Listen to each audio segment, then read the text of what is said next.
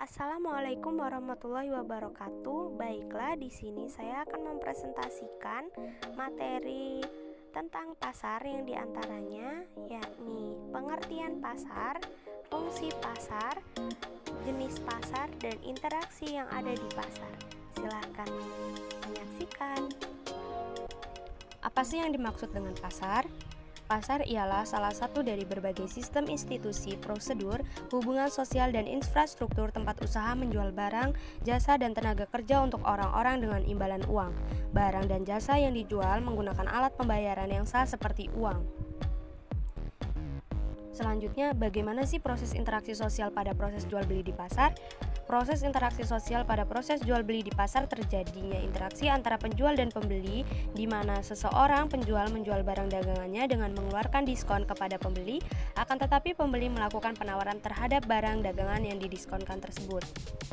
Jadi interaksi sosial yang ada di pasar diantara lainnya ialah tawar-menawar, kemudian menjual dan membeli barang, serta interaksi antara pedagang dan pembeli lainnya yang ada di pasar. Gambar tersebut merupakan salah satu jenis pasar tradisional yang berada di Pulau Kalimantan, yakni pasar terapung.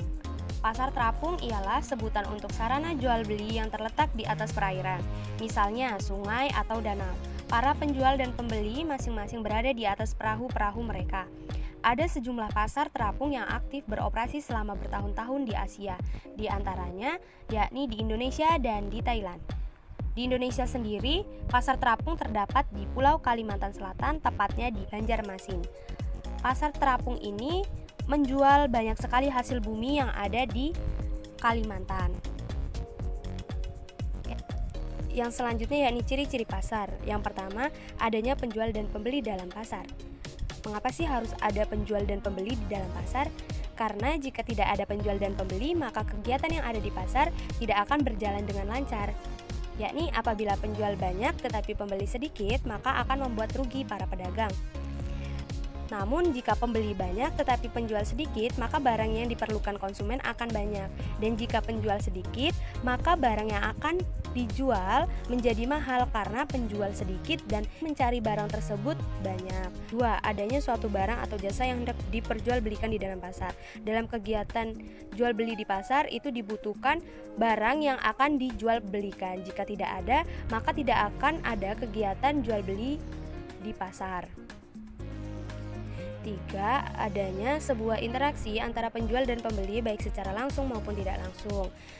Ya, interaksi tersebut diantaranya tawar-menawar, di mana tawar-menawar itu merupakan kesepakatan untuk memperoleh harga beli atau harga jual yang disepakati antara penjual dan pembeli. Selanjutnya yakni fungsi pasar. Yang pertama, pasar sebagai sarana distribusi. Pasar sebagai sarana distribusi berfungsi memperlancar proses penyaluran barang atau jasa dari produsen ke konsumen. Yang kedua, pasar sebagai pembentuk harga. Pasar merupakan tempat pertemuan antara penjual dan pembeli, di mana harga tersebut disepakati oleh penjual dan pembeli. Yang ketiga, pasar sebagai sarana promosi. Promosi tersebut diadakan untuk memperoleh keuntungan bagi penjual, dan promosi tersebut dilakukan agar menarik minat konsumen untuk membeli barang yang dijual.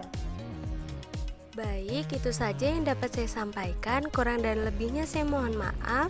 Terima kasih telah menyaksikan video saya.